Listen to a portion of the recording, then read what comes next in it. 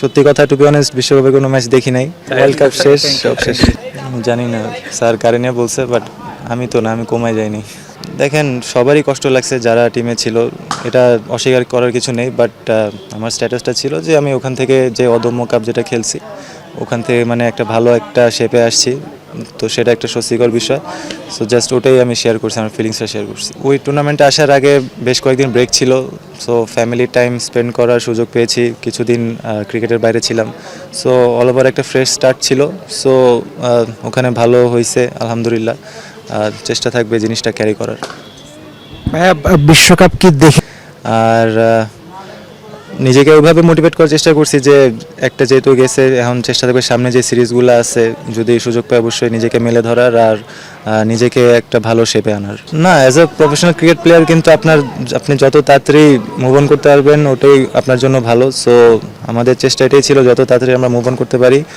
Grateful যে একটা break ছিল, সেটাতে আমরা খুব ভালো মতো ইউটিলাইজ করতে পারছি। আমার মনে হয় মিরপুরে উইকেট যে খুব খারাপ হয় তা না, আপনার নাইট ম্যাচগুলো সবসময় উইকেট ভালো থাকে, যখন ডিউ ফ্যাক্টর থাকে তখনও ভালো থাকে। ডিপেন্ড করে আসলে, এক এক দিনে এক এক রকম থাকে।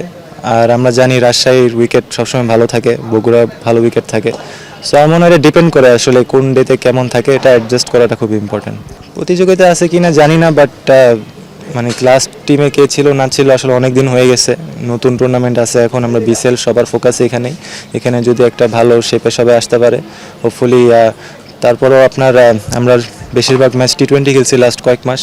সো খুব ভালো হলো আমাদের জন্য, ভালো একটা প্রিপারেশন হবে আমাদের জন্য। এটা এক একজনের গোল এক এক রকম হতে পারে, বাট আমার মনে হয় এত দূরেরটা না দেখে ফার্স্ট অফ অল আমরা খেলা স্টার্ট করতেছি ওয়ান ডে অনেকদিন পর, কীভাবে নিজেকে যত তাড়াতাড়ি অ্যাডাপ্ট করতে পারি, তারপর স্টেপ বাই স্টেপ সামনে যে সিরিজগুলো আসবে, যে খেলাগুলো আসবে অ্যাজ এ প্লেয়ার, ওটার উপর ফোকাস রাখা উচিত। না, সবাই মুভ অন করে ফেলছে।